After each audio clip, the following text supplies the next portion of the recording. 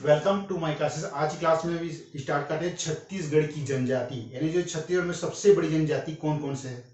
चलो भाई, आज तो लेट हो गया, चलो क्लास स्टार्ट करते हैं।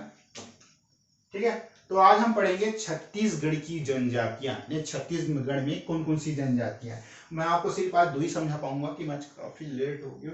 छत्तीसगढ़ की जनजातियां में क्या है आपका, सबसे पहले देखते हैं गोंड जनजाति। छत्तीसगढ़ की जो सबसे बड़ी जनजाति कौन सी जनजाति है आपका, छत्तीसगढ़ की सबसे बड़ी जनजाति है गोंड जनजाति। ये छत्तीसगढ़ में 56% पाए जाते हैं। और जो छत्तीसगढ़ की जो जनजाति है, इनकी उत्पत्ति कहाँ से हुई है, ठीक बताता हूं मैं आप लोग को। ये गोंड जनजाति है ना, ये छत्तीसगढ़ की सबसे बड़ी जनजाति है। और जो गोंड की उत्पत्ति कहाँ से हुई है, गोंड की उत्पत्ति कोंड शब्द, ये कोंड शब्द से हुई है, जिसका अर्थ होता है पर्वतवासी, अर्थात पर्वतों में निवास करने वाले। अर्थात कोंड मतलब होता है तेलुगु वर्ड है, कोंड एक तेलुगु वर्ड है। ओके, यहां तक समझ में आया, कोई दिक्कत। उसका अर्थात पर्वतवासी, यानी गोड़ जो है ना, जो गोड़ जनजाति के लोग हैं अपने आप को क्या बोलते हैं, गोड़ जनजाति अपने आप बोलते हैं कोयतोर। कोयतोर, ये याद रखिए आप लोग को, कोयतोर कहते हैं। ओके, और जो इनकी आपस में जो संपर्क बोली, जैसे हम लोग मिलते हैं ना आपस में, चार दोस्त मिलते हैं छत्तीसगढ़ी बात करें, और भाई कहाँ जा था, कहाँ खेले था, कहाँ चले थे, कहाँ पढ़ा था, तो कहाँ धंधे चले थे भाई, तो ये सब उनकी आपसी संपर्क बोली है। तो उनकी भी आपसी संपर्क बोली होगी, जैसे हम बोलते हैं छत्तीसगढ़ी में।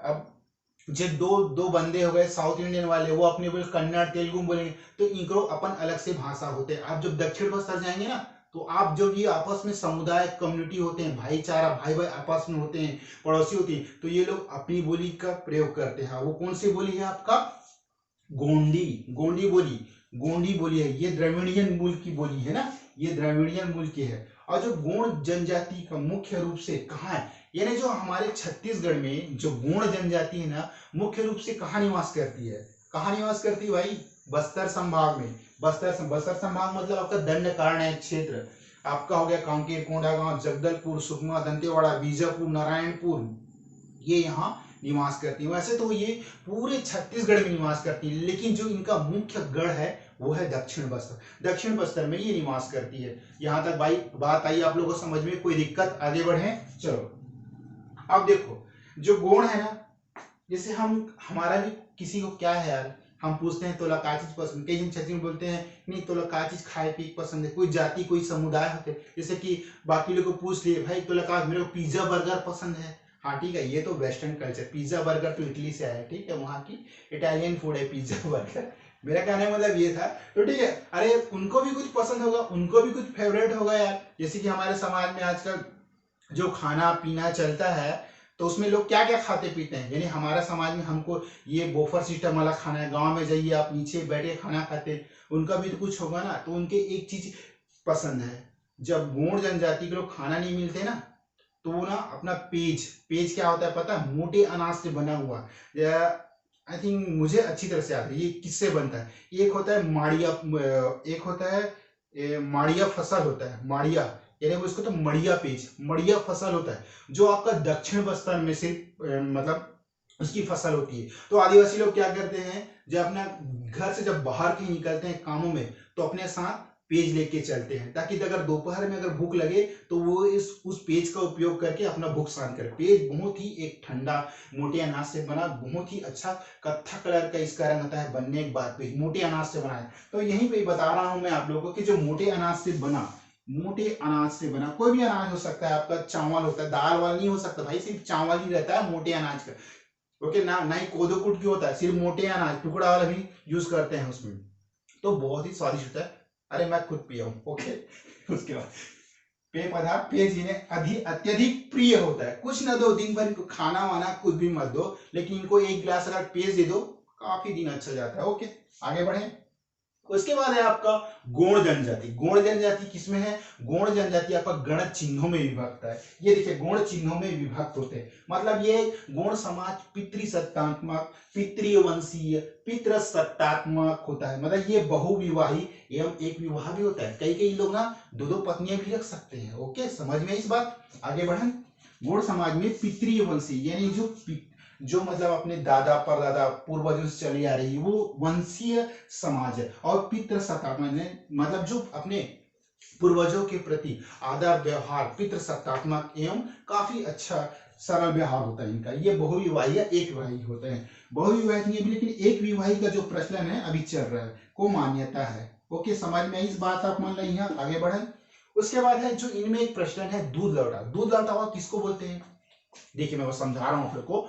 दूध लौटाओ किसको बोलते हैं? दूध लौटाओ उसको बोलते हैं जैसे कि हम अपने मामा मुमेरे फुफेरे के भाई बहन से आपस में शादी हो जाते हैं तो उसको जो दूध लौटाओ बोलते हैं। यही बता रहा है गुणों में जो है ना, गुण जनजाति में मामेरे फुफेरे भाई बहनों में विवाह मान्य है, यानी आप विवाह कर सकते हैं अपनी मामा की लड़की से। समझ में आई? ये सिर्फ जनजाति गुणों में होती ना, अदर में नहीं होती। तो यह विवाह मान्य है। ओके, यहाँ पे कोई आपका एक्ट अधिनियम कानून कोई पास नहीं होगा, ये मान्य है। चलो बढ़े आगे। उसके बाद जो इनकी प्रमुख देवता है, अरे हम कोई भी जाति को हम एक देवता मानते हैं घर में। जैसे कि आप साउथ इंडियन हो गया तो आप क्या मानेंगे? बालाजी, लेकिन ये वो अलग है, तिरुपति बालाजी हो गया। अरे मेरा तो फेवरेट भगवान हनुमान है, अरे मैं तो शंकर भगवान का भक्त हूँ। ऐसा इनमें नहीं है, इसमें ऐसा है। देखिए मैं आपको समझा रही हूँ। जो इनकी प्रमुख देवता कौन है, जो इनकी पूजा करते हैं, जो इनकी समान, तो इनकी प्रमुख देवता है दूल्हा देव। यानी गौड़ जनजाति की प्रमुख देवता है दूल्हा देव। दूल्हा देव इनका प्रमुख देवता है, लेकिन इसके अलावा भी वो क्या क्या मानते हैं, ये देखिए आपका बूढ़ा देव। दूल्हा देव के अलावा ये मानते हैं आपका बूढ़ा देव। बूढ़ा देव को मानते हैं। सूरज देव, फिर आपका नारायण देव। नारायण देव में सूर्य देव ना। ओके, अब जहां तक मैं जानता हूँ नारायण देव सूर्य भगवान को ही बोलते होंगे, ठीक है। तो नारायण देव भी महत्वपूर्ण है। उसके बाद है जो गुणों का पर्व। भाई अब ये जनजाति है, इसकी कोई तो पर्व त्योहार होगा जिसको उन लोग उल्लास से मनाते हैं। तो देखते हैं आप, देखो ये लोग क्या क्या मनाते हैं। साल में गाती जब नया फसल जब होता है, गौड़ जनजाति के छत्तीसगढ़ में सभी जातियां नवा खाते हैं। जैसे होता है ना दिवाली बदर या नया फसल आ रहा है तो हम नवा खाते हैं। जैसे कि आप ऊपर में चले जाइए, जैसे कि आप दक्षिण में चलिए पोंगल, और फिर आपका पंजाब में चला जाइए नवा फसल मकर संक्रांति जब आती है तो पोंगल वर्ष मनाता है, नया फसल आ रही गेहूं उसकी कटाई, तो हम नवा खाते हैं। तो भी छत्तीसगढ़ की एक परंपरा है, जनजाति है। तो यहाँ पे गुणों के पर्व में आपका नवा खानी है, बिदरी है, आपका बकपंथी है, जवारा है, मड़ई है, छेरता है, लारूकाज। छेरता, लारूकाज, नया नया वर्ड सुन रहे हो, नए नए वर्ड सुने, कुछ दिक्कत थोड़ी ना भाई, पढ़ लिए हो गए यार। गुणों में नृत्य, अब गुणों में नृत्य क्या है आपका भाई? अब यहाँ भी तो किसी जनजाति में एक बहुत फेमस नृत्य होता है जो उस समाज वंश और वहाँ के जो एरिया क्षेत्र इन सब का उनको बहुत मान्यता होता है। तो नृत्य क्या है, लोक नृत्य क्या है इन लोगों में? गुणों में नृत्य है आपका कर्मा। ये लोग कर्मा नृत्य करते हैं। आपने देखा होगा छत्तीसगढ़ में जब कभी महोत्सव होता है, रायगढ़ चक्रधर समूह कुछ भी महोत्सव होता है तो वहाँ एक कर्मणि काफी इंटरेस्टिंग होती है। कर्मणि तो बेस्ट है। ये सरुल, ये उरांव जनजाति सभी जाति द्वारा कहते हैं कर्मणि हो करते हैं लोग। सैला नृत्य करते हैं, भड़ोनी करते हैं, बिरहा करते हैं, आपका कहरवा नृत्य करते हैं, सजनी, सुआ नृत्य, फिर आपका दीवानी, फिर रीना, गेड़ी, ये सब नृत्य करते हैं इन लोग गौड़ जनजाति। उसके बाद ना इनमें एक प्रथा और है। देखिए जब कुछ भी त्योहार होता है, कुछ भी होता है, तो इन लोग अपने जैसे कि सावन घर की दीवार पर एक अलंकार करते हैं जिनको नोह डोगरा कहते हैं। ओके, घर की दीवार पर एक अलंकरण बनाते हैं जिनको नोह डोगरा कहते हैं। बात समझ में आया? आगे बढ़े। उसके बाद मृतक संस्कार। मृतक संस्कार के समय गुणों में एक प्रमुख है कि जब मतलब कोई आदमी जब से कि इसमें चेचक या कुष्ठ रोग से मर जाता है तो इसको दक्षिण दिशा में इसका सिर रखकर दफनाया जाता है। दक्षिण दिशा में सिर रखकर दफनाया जाता है। या फिर आप जब बस्तर जाएंगे ना तो वहां के मठों में देखना बहुत प्यारे प्यारे गुड़िया, बैलगाड़ी, इस तरफ मतलब मैंने अपनी आंखों से देखा है, इस तरफ पत्थर गड़ाया जाता है, दक्षिण दिशा में रखकर इसको गड़ाया जाता है। तो इसमें बताया है कि जो तीसरे दिन है इन लोग क्या करते हैं, आदिवासी लोग जो गौड़ जनजाति तीसरे दिन कोज्जी मनाते हैं। अब कोज्जी क्या है इसका डिटेल तो बता नहीं सकता। वह 10वें दिन ना कुंडा मतलब मिलन संस्कार होता है। कुंड यानी मिलन, आपस में चलो भाई आज दार भात, मतलब वो लास्ट दिन होता नहीं है जो अपन यहाँ बोलते हैं ना दसगात्र। ओके, तो ये कुंड मिलन संस्कार होता है, ठीक है। अब भाई अब पर्व है तो ये लोग और एक पर्व मनाते हैं जो कि गौड़ जनजाति के लोग मेघनाथ पर्व मनाते हैं, ठीक है, गौड़ जनजाति से संबंधित है। तो यहाँ था आपका गौड़ जनजाति। एक बार मैं फिर से रिवाइज करूंगा, लेकिन उससे पहले हम देखते हैं कि जो गौड़ जनजाति है और क्या क्या इसकी बेनिफिट है। देखो गौड़ जनजाति के लोग ना काफी सीधे सरल स्वभाव के व्यक्ति होते हैं, और जो महिलाएं होती हैं जो महिलाएं होंगे साड़ी ब्लाउज पहनती हैं, और जो पुरुष है ना ऊपर कमर में बंडी धोती कुर्ता बस पहनते हैं। और जो इनकी जो वाणी है काफी मीठी होती है। जब ये अपने आसपास होते हैं या अपने अपने समाज में होते हैं तो काफी एकदम मिलनसार होता है इन लोग का। और जो गौड़ जाति की एक प्रमुख बात यह है कि ये जो है एक कल्चरल है, जो ये अपने एक एरिया में रहकर, मतलब जिसके आप बस्तर लेंगे तो इन्हें अपनी सामाजिक संस्था में रहकर काम करना पसंद होता है। और ये ज्यादा बाहर आगे जाकर अपना बिजनेस नहीं करना चाहते, बिजनेस व्यवसाय। और ये कौन से व्यवसाय करते हैं तो ये इनकी प्रमुख व्यवसाय खेती करना। पहले स्थानांतरित करते करते स्थानांतरित खेती करते थे, लेकिन अब जो गौड़ जाति है वो स्थायी खेती करते हैं। और जो कृषि इनकी प्रमुख व्यवसाय है, कृषि कृषि करके ये अपना जीवन यापन करते हैं। ओके, तो आगे चले। अब उसके बाद है उरांव। उरांव जनजाति, उरांव जनजाति के बारे में पढ़े। उरांव जनजाति कहाँ है? उरांव एक द्रविड़ियन जनजाति है। ओके, द्रविड़ियन जनजाति है। इन्हें धनका या धनगढ़ भी कहा जाता है। निवास कहाँ है आपका? रायगढ़, बिलासपुर, सरगुजा, कोरिया, जसपुर। ये देखिए रायगढ़, जसपुर, कोरिया, कोरबा, सरगुजा, बलरामपुर, सूरजपुर, यहाँ ना आपका उरांव जनजाति निवास करती है। युवागिरी क्या है भाई आपका? युवाओं में युवागिरी, युवागिरी क्या होता है मैं आप लोग को समझाता हूँ। युवागिरी वह होता है जहाँ विवाह के पहले युवक, जो आपके टीएनएस बोलते हैं ना अपन अभी, टीएनएस 12 से 15 16, विवाह के पहले लैंगिक पूर्व से संबंधित जो सभी जानकारी है इस मतलब आपका जो युवागिरी में दिया जाता है। यानी ये धूमपुरिया है जहाँ कुमारी कन्याएं एवं जो कुमारे लोग, जो कुमारे पुरुष है मतलब कुमारे जो लड़के हैं उनको बुलाया जाता है एवं सांस्कृतिक कार्यक्रम, वहां उसको यौन शिक्षाओं की शिक्षा दी जाती है इससे पहले की शादी। अब यहाँ पे मतलब जो शादी से पहले आप एक दूसरे को लड़की लड़का देख के पसंद भी कर सकते हैं और आप विवाह भी कर सकते हैं। तो यह है इनका युवागिरी, एक सांस्कृतिक कार्यक्रम है, सांस्कृतिक आयोजन है जो एक दूसरे का परिचय व मिलन है। तो आप लोग को इसको समझना है। देखो हर जनजाति में ऐसा नहीं बोलता कि मैं आगे आप लोग को हर जाति के बारे में बताऊंगा कि कौन से युवागिरी इसमें शामिल है। फिलहाल देखते हैं आगे। और जो इनकी मुखिया होता है उनको क्या बोलते हैं? उनको धांगर महतो बोलते हैं। ठीक है, जो इनकी जो मुखिया होता है, मेन मालकिन, जो वहां का बोलते हैं ना, इसके अपने प्रेसिडेंट होते हैं, अध्यक्ष होते हैं, अरे इस जगह का प्रेसिडेंट है, तो वहां का जो मेन मालिक है जो कुर्सी में बैठता है ना, वो धांगर महतो कहलाता है। ओके, आगे बढ़े। अब मुख्य देवता सरना देवी, जो इन लोग मानते हैं ना, कौन सी देवी की पूजा करते हैं? सरना देवी, जो सरई वृक्ष में पाया जाता है। ओके, और नृत्य क्या करते हैं इन लोग? सरहुल नृत्य करते हैं, कर्मा नृत्य करते हैं। अब इन लोग का जो पेय पदार्थ है, जैसे मैं आपको शुरू वीडियो में बताया ना, गोड़ लोग पेज पसंद करते हैं, इन लोग का कोसमा है, जो इन लोग का पेय पदार्थ कोसमा है। ओके, उसके बाद बोली सरुल क्या करते हैं? सरुल नृत्य करते हैं। फिर बोली आपका कुरुप ना, गांव प्रमुख बोलते हैं मांझी, यानी जो गांव का जो प्रमुख होता है उसको क्या बोलते हैं? मांझी। ओके, मांझी। अब पोशाक क्या है इन लोग का? करैया। इन लोग का पोशाक जो पहनते हैं करैया, मुझे भी नहीं पता करैया क्या है, कोई एक प्रकार का वस्त्र है, करैया। ओके, ये देखिए प्रमुख पर्व है आपका सरुल है, खट्टी है, फाग है। देखो इन लोग की जो प्रमुख पर्व है वो है सरुल है, खट्टी है, फाग है। ये याद रखेंगे आप लोग। एक बार और रिवाइज कराऊंगा, टेंशन ना लीजिए। आराधना, देखो अब कोई भी जनजाति अपनी पूजा इष्ट देव किसी को मानते हैं, इन लोग किसकी आराधना करते हैं? देखिए ये उरांव जो है ना, धर्मा ईश्वर की, ये धर्मा ईश्वर की आराधना करते हैं। और त्योहारों पर पितृ पूजा की परंपरा है। सरना पूजा क्या है? जो सरई वृक्ष में बसे, यानी सरई वृक्ष में बसे जो देवता है ना, उनकी पूजा करते हैं उरांव जनजाति के लोग। ठीक है, और आपका विशेष में क्या है? आप सभी को पता है विशेष में क्या बताऊंगा।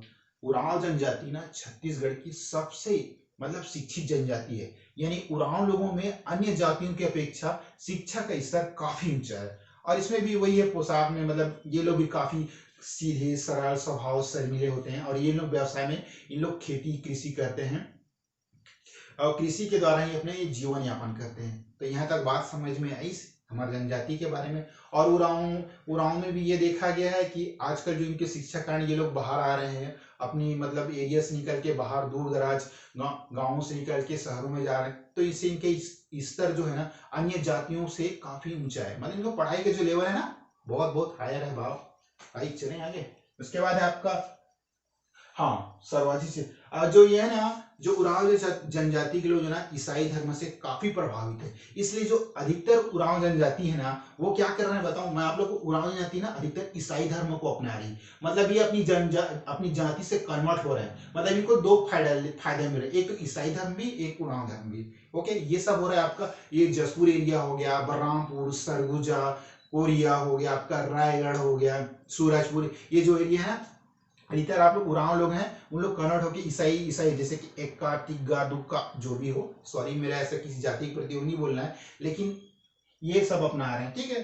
ओके, उसके बाद अपना पढ़ते हैं जनजाति समाज में गण चिन्ह। किसी भी समाज जनजाति में एक गण चिन्ह होता है, वो कौन कौन से, ये गोत्र गण चिन्ह कहलाते हैं। ये गोत्र गण चिन्ह है, ईसाई सॉरी गोत्र गण चिन्ह, यानी जनजाति, ये जनजाति है ट्राइब समाज में गण चिन्ह का विशेष महत्व है। जैसे कि पहला नालुंग पेन, नालुंग, आप हर चीज को पेन पेन के, नालुंग पेन, ये लुंग पेन, ये देखिए नालुंग पेन हो गया।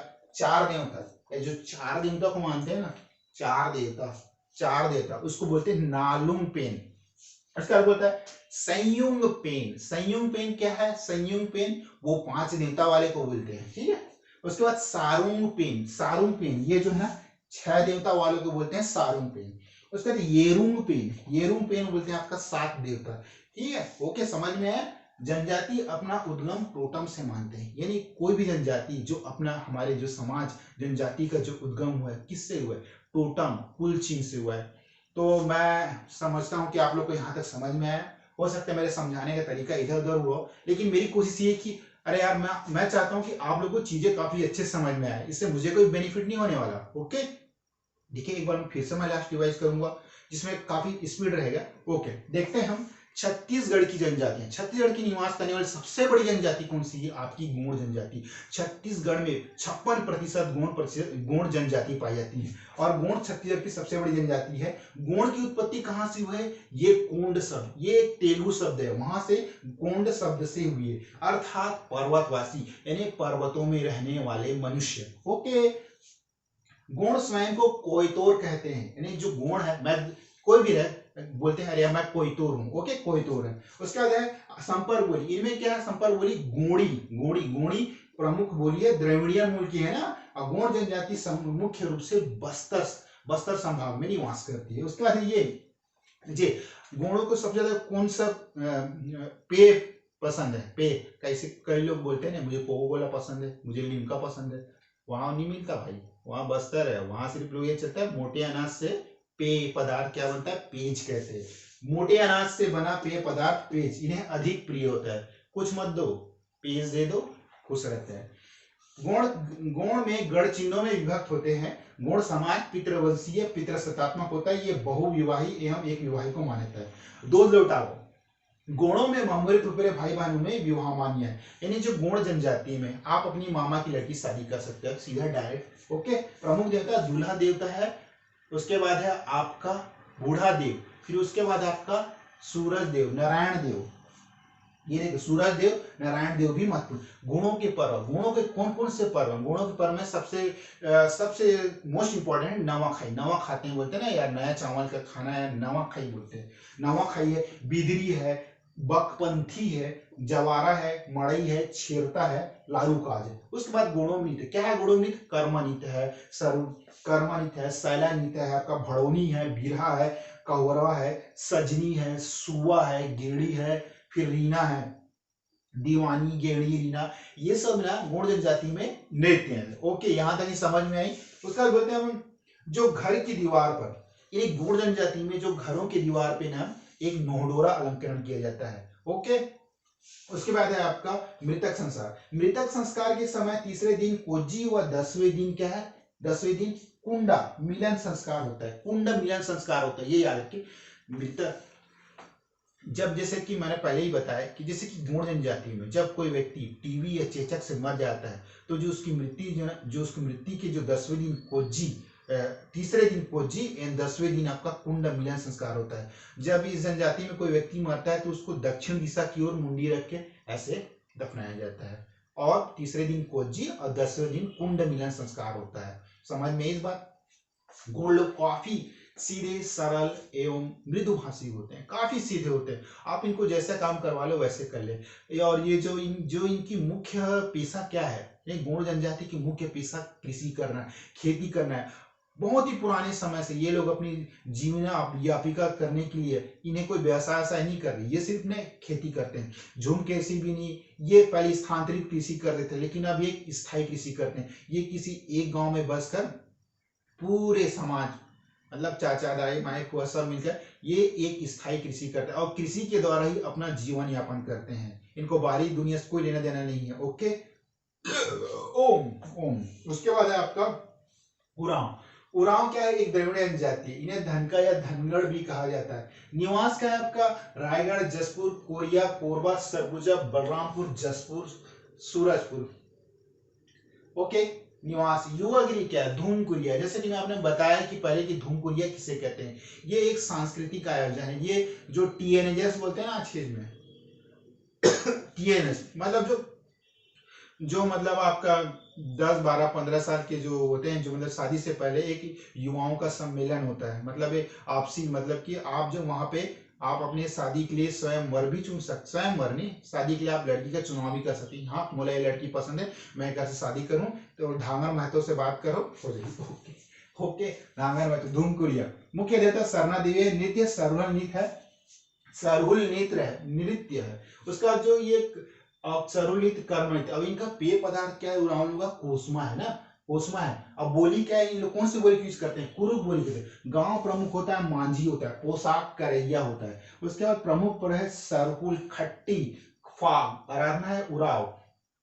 उराव जो है ना, उराव धरना ईश्वर की आराधना करते हैं। धर्मा सॉरी धरना नहीं, धर्मा, धर्मा ईश्वर की आराधना करते हैं। त्योहारों पर पितृ पूजा की परंपरा है। सरना पूजा, सरे, जो सरना पूजा क्या है, सरे बीच में बसे देवता की इन लोग पूजा करते हैं। आगे बढ़े विषय।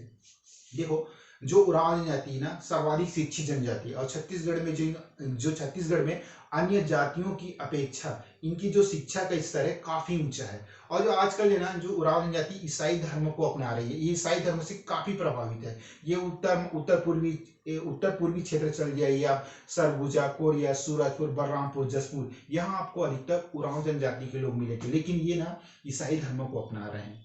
समझ में आया ना आप लोग को।